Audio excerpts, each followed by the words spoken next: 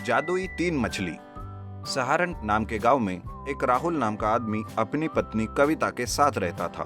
वो हमेशा राहुल को बहुत सताती थी। एक दिन कविता उसे कहती है, ये क्या राहुल, ऐसे कभी कोई काम नहीं करते, बस दिन भर घर में बैठे रहते हो। आज तुम अगर काम करके पैसे लेकर घर नहीं आए ना, तो मैं घर छोड़कर मेरे माँ के घर चली जाऊंगी। मैं क्या करूं कविता, मैं बहुत कोशिश करता हूँ, फिर भी मुझे काम नहीं मिलता। अब तुम ही बताओ मैं क्या करूं?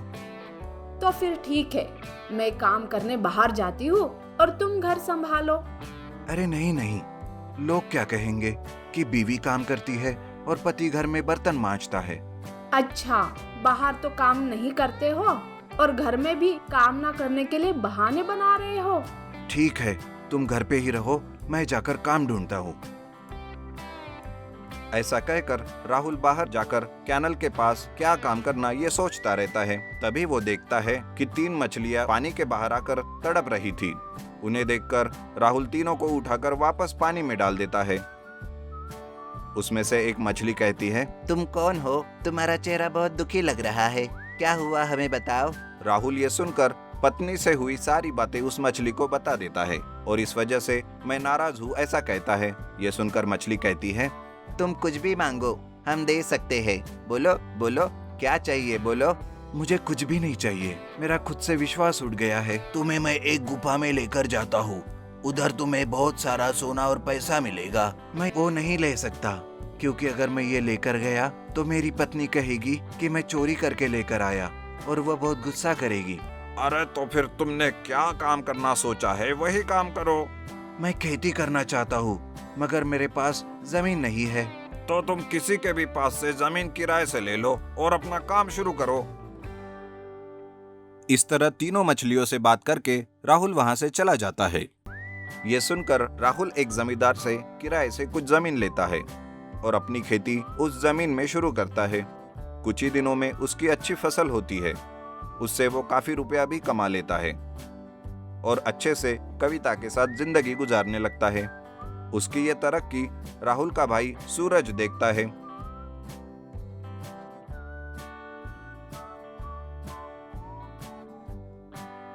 और गांव वाले उसे बताते हैं कि राहुल को 3 बात करने वाली मछलियां मिली थी और उन्होंने ही राहुल को सोना और पैसा दिया। ये सुनकर सूरज कैनल के पास जाकर दुखी मुद्रा में खड़ा रहता है और थोड़ी ही देर में उसे देखकर वो तीनों मछलियां उसके पास आकर कहती है कि क्या हुआ, तुम नाराज क्यों हो। ये सुनकर सूरज वैसा ही कहता है जैसे राहुल ने कहा था। ये सुनकर वो मछलियां उसे कुछ काम चाहिए क्या ऐसे पूछती है और दूसरी मछली कहती है कि अगर सोना चाहिए तो वो भी वो दे सकती है। सूरज कहता है, हाँ, मुझे सोना ही दे दो, मैं अच्छे से अपनी जिंदगी बिताऊंगा। ठीक है, तुम मेरे साथ आओ, मैं तुम्हें एक छोटे से टापू पर लेकर जाता हूँ, वहाँ तुम्हें ढेर सारा सोना मिलेगा।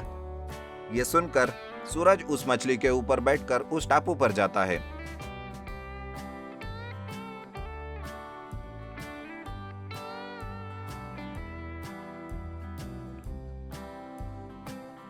उधर ढेर सारा सोना रहता है। वो कुछ सोना एक पिटारे में भर के रखता है, लेकिन जैसे ही वो जाने के लिए निकलता है वो मछली उसे नहीं दिखती और सूरज परेशान होता है और मन में सोचता है, अरे अब मैं वापस कैसे जाऊँ यहाँ से, वो मछली तो गायब हो गई। काफी देर तक इंतजार करके आखिर सूरज सोने से भरी पेटी अपने पीठ पर बांधकर तैरते हुए निकलता है। लेकिन थोड़ी दूर तैरने के बाद वो बहुत थक जाता है और वो सोने से भरी पेटी को छोड़ देता है और कैनल के बाहर आता है और दुखी होता है। तभी उसे देखकर मछली आती है और कहती है, तुम बहुत लालची इंसान हो सूरज, इसलिए तुम्हारे साथ ऐसा हुआ है। तुम्हारा भाई मेहनती इंसान है, इसलिए उसने बिना कुछ मांगे ही मेहनत से काम किया और अच्छे से जिंदगी बिता रहा है। सीख, लालच करना बुरी बात है और मेहनत ही तरक्की का रास्ता होता है। ये कहानी आपको पसंद आई तो लाइक करें, शेयर करें और ऐसी और कहानी के लिए हमारे चैनल को सब्सक्राइब करें। Thank you. ऑटो टांगा वाला। रामपुर नाम के गांव में आनंद नाम का एक आदमी रहता था। वो दिल का बड़ा अच्छा था, मगर उसका वक्त खराब होने के कारण उसका एक भी काम ठीक से नहीं चल पाता था। उसका किरण नाम का एक दोस्त था। वो किरण से अपनी समस्याओं के बारे में बोल रहा था। किरण, इस दुनिया में मुझसे ज्यादा बदनसीबी कोई नहीं होगा शायद।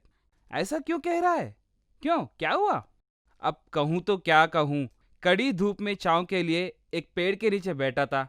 उस पेड़ का फल मेरे सिर के ऊपर गिरकर मेरा सर फूट गया। ऐसे ही हुआ होगा शायद। तुम इस बात को इतनी सीरियसली क्यों ले रहे हो? सिर्फ यही नहीं, एक बार मैं नए कपड़े पहनकर रोड पे चल रहा था तो एक चिड़िया ने मेरी शर्ट को गंदा कर दिया। छोड़ दे यार, ये तो सबके साथ होते रहते हैं। देखते जा, दिन ब दिन मेरी बदनसीबी कैसे बढ़ती जाती है। ठीक है, देखेंगे। तब तक मेरे कार में घूम के आते हैं। कार में घूमने निकलते हैं।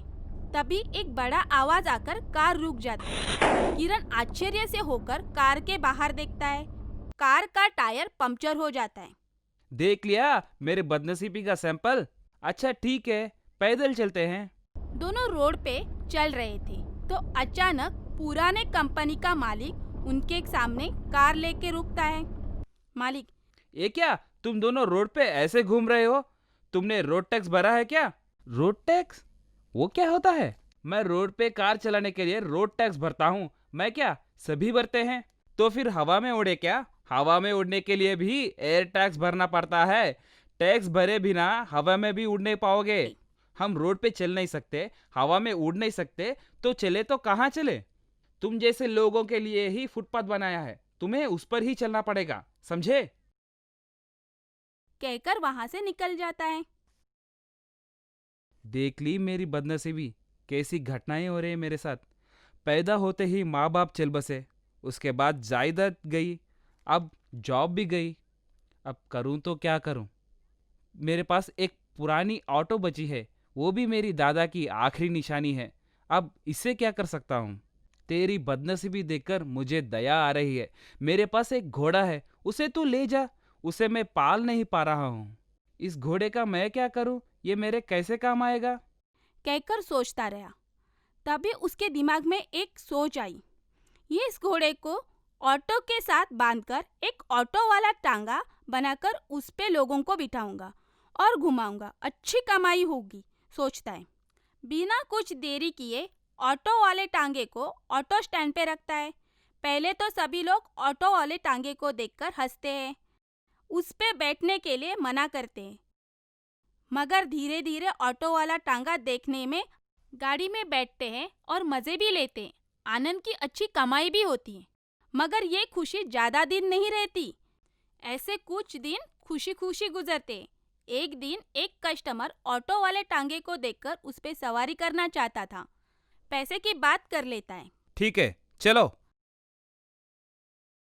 इतने में एक नटखट लड़का टांगे के पीछे पटाखे फोड़ देता है। तभी अचानक घोड़ा उछलकर भागने के कारण कस्टमर गाड़ी में से रोड पर गिर जाता है।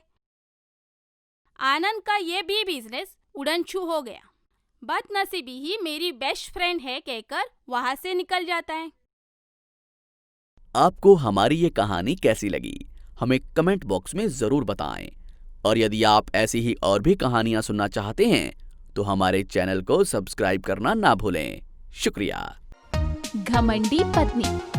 एक गांव में शंकर और उसकी पत्नी संगीता रहते थे। सविता का नेचर बड़ा खराब था। वो हमेशा अपने पति से बड़ा चिढ़ के बात करती थी। और तो और मोहल्ले में भी कोई उससे बात करना पसंद नहीं करता था। वो हमेशा घमंड में रहती थी और हमेशा गुस्से में बात किया करती थी। इस बात से उसका पति भी बहुत परेशान था। एक दिन शंकर ने सविता को बुलाया और कहा, अरे सविता, सुनो जरा, मेरे पास आओ। क्यों, तुम्हारे हाथों में मेहंदी लगी है क्या? तुम भी तो इधर आ सकते हो। सविता का जवाब सुनकर शंकर को थोड़ा सा दुख हुआ। उसने कहा, यार मेरे पैरों में तकलीफ है, तुम प्लीज आ जाओ ना। क्यों, ऐसा कौन सा काम किया है तुमने जो पैरों में दर्द होने लगा? हर बार तुम्हारे बस नाटक ही चलते हैं। मैं नहीं आ रही। अगर तुम्हारी बात है तो तुम्हें ही आना चाहिए। ओफो, अब मैं इस बात पर तो तुमसे झगड़ा नहीं करना चाहता, मैं ही आ जाता हूँ। बेचारा लंगड़ाते हुए शंकर खुद सविता के पास पहुंचा और उससे कहा, देखो संगीता, मैं पूरा दिन बाहर ऑफिस में काम करता हूँ उसके बाद घर आकर मैं बहुत थक जाता हूँ। उसके बाद मुझे घर का भी काम करना पड़ता है। तुम पूरा दिन घर पे रहती हो, मेरी मदद कर सकती हो। कम से कम घर का काम तो तुम संभाल लो। क्यों? मैं क्यों संभाल लूं? जब शादी के वक्त 5 लाख दहेज लिया था तब क्यों नहीं सोची ये बात? अरे संगीता, पर ये हमारा घर है, हम दोनों मिलकर एक साथ काम कर सकते हैं। मैं ये नहीं कहता कि सब कुछ तुम करो, पर कम से कम थोड़ा तो हाथ बटाओ। हाँ, काम करने में बड़ी तकलीफ हो रही है। जब 5 लाख रुपए मेरे पापा दे रहे थे दहेज में, तब तो नहीं कहा था लो संगीता तुम भी ले लो आधा आधा। पर संगीता, बोलो शंकर। संगीता, ये तुम मेरा नाम लेके कैसे बात कर रही हो? तुम्हें किसी ने सिखाया नहीं? क्यों? जब तुम मेरा नाम ले सकते हो तो मैं तुम्हारा नाम क्यों नहीं ले सकती? आए बड़े। पर ये गलत है संगीता। सुनो, मुझे ये गलत सही मत समझाओ, ठीक है? ये ज्ञान की बातें तुम अपने पास ही रखो, मेरा सर मत खाओ। संगीता, मैं बस ये कहने की कोशिश कर रहा था कि तुम इतनी बदतमीजी से मुझसे बात करती हो, आस पड़ोस के सब लोग मुझ पर हंसते हैं। तो ये मेरा प्रॉब्लम नहीं है, ये तुम्हारा प्रॉब्लम है कि लोग तुम पर हंसते हैं। तुम्हें उनका जवाब देना चाहिए, मुझसे क्यों कह रहे हो? अच्छा ठीक है, अब लड़ाई झगड़ा बंद करते हैं और ये लो खाना खा लो। मुझे नहीं खाना, तुम ही खाओ। हाँ, मैं जा रही हूँ। अरे पर मेरा मतलब ये नहीं था संगीता, मेरी बात तो सुनो। ना मत लो मेरा, पता नहीं हर टाइम बस मुझे परेशान ही करते रहते हो। आ! संगीता गुस्से में बड़बड़ाती हुई सीढ़ियां चढ़ती हुई ऊपर जा रही थी और उसका पैर स्लिप हो गया। वो धम से आके नीचे गिरी और उसके पैर में बहुत चोट आई। अरे अरे संगीता, संभाल के। संगीता के पैर में काफी गहरी चोट थी। डॉक्टर्स ने उसे बेड से हिलने को मना किया था। हाय, मर गई मेरा पैर। तुम फिक्र मत करो संगीता, तुम बस आराम करो। मैं हूं ना, मैं तुम्हारा पूरा ख्याल रखूंगा। और जब तक तुम ठीक नहीं हो जाती, मैं ऑफिस से भी छुट्टी ले लूंगा। जैसा शंकर ने कहा था वैसा ही उसने अपनी बीवी का पूरा ख्याल रखा, उसे पलकों पर बिठा कर रखा। सुबह शाम का खाना, उसकी देखभाल, उसकी दवाइयाँ, सबका ख्याल शंकर बहुत प्यार से रख रहा था। ये बात संगीता भी नोटिस कर रही थी। शंकर का इतना प्यार देखकर संगीता को अपनी गलती का एहसास हुआ। उसने शंकर से माफी मांगी। संगीता, अब कैसी तबीयत है तुम्हारी? पैर में थोड़ा आराम हुआ? जी हाँ, अब पहले से बेटर है। चलो ये तो बहुत अच्छा हुआ। मैं खाना लाया हूँ, चलो उठ के खा लो। आपने खाया? संगीता का यह बदला व्यवहार देखकर शंकर बड़ा हैरान हुआ। आपने खाया? तुम ठीक तो हो ना संगीता? जी, आपने दिन रात मेरी सेवा करी है। आखिर कौन करता है इतना? आप वाकई मुझसे बहुत प्यार करते हैं। और मैं कितनी बदतमीजी से आपसे बात करती थी। अरे कोई बात नहीं संगीता, आखिर पति पत्नी होते किस लिए है? हमें एक दूसरे का ख्याल रखना है, तभी तो एक लंबी और खुशहाल जिंदगी साथ बिता पाएंगे। आप बिल्कुल ठीक कहते हैं। मुझे देखने आस पड़ोस का कोई भी नहीं आया। मैं वाकई एक बहुत ही खराब इंसान हूँ। अरे ऐसी बात नहीं है, बस हाँ, हमें अपने व्यवहार में थोड़ा परिवर्तन लाना चाहिए, तभी लोग हमें अपना बनाते हैं। जी, मैं आगे से ख्याल रखूंगी। आइए अब खाना खाते हैं। इस तरह से संगीता को अपने व्यवहार में परिवर्तन लाने की एक सीख मिली और उसने फिर कभी किसी से बदतमीजी नहीं करी और शंकर और संगीता खुशी खुशी साथ रहने लगे। तो देखा बच्चों, आपका व्यवहार आपके रिश्तों पर कितना गहरा असर डालता है। हमें हमेशा सबकी मदद करनी चाहिए और हमेशा सबसे प्यार से बात करनी चाहिए।